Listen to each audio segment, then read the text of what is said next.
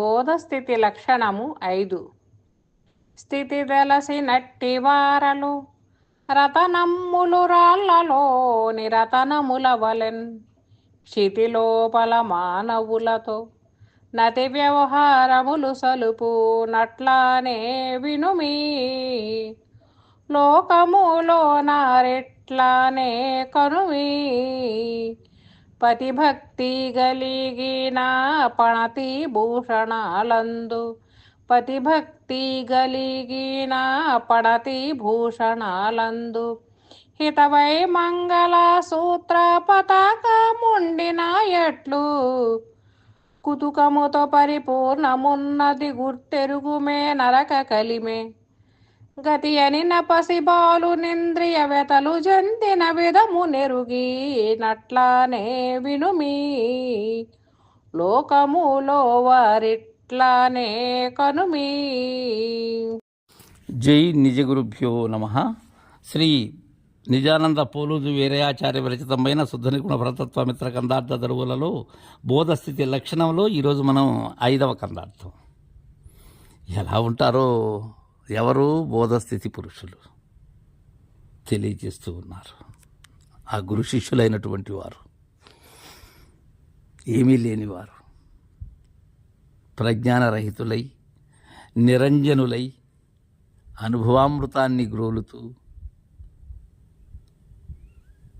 అభయమైనటువంటి ఘనస్థితిలో ఉన్న నిరుపమానులైనటువంటి వారు ఎలా ఉంటారంటే, స్థితి తెలసి నట్టివారలు రతనమ్ములు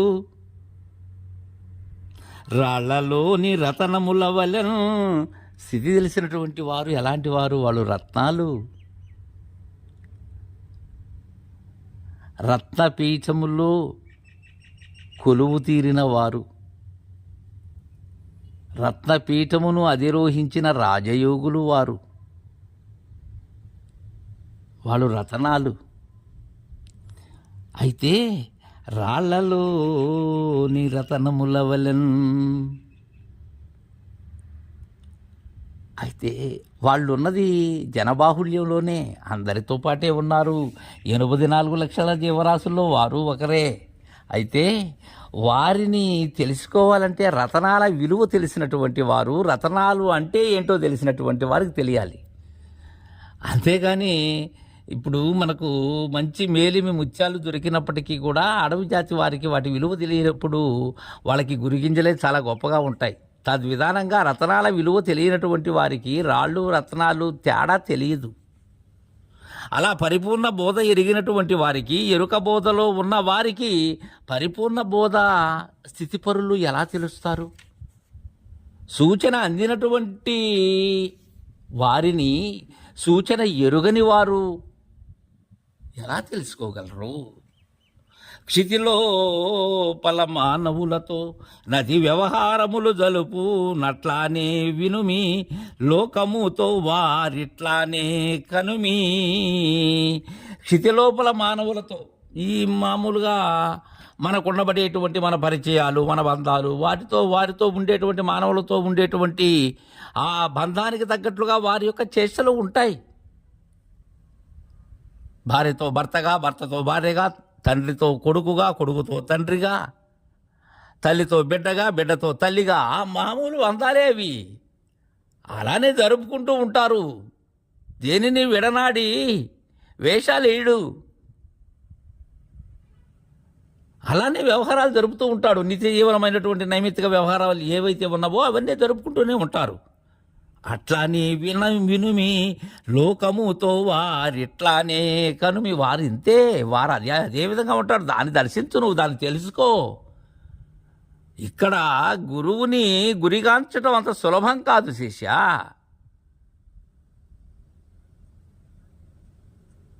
వాళ్ళేం పట్టు జలతారులు ధరించి ఉండరు, కాషాయాంబరధారులై ఉండరు.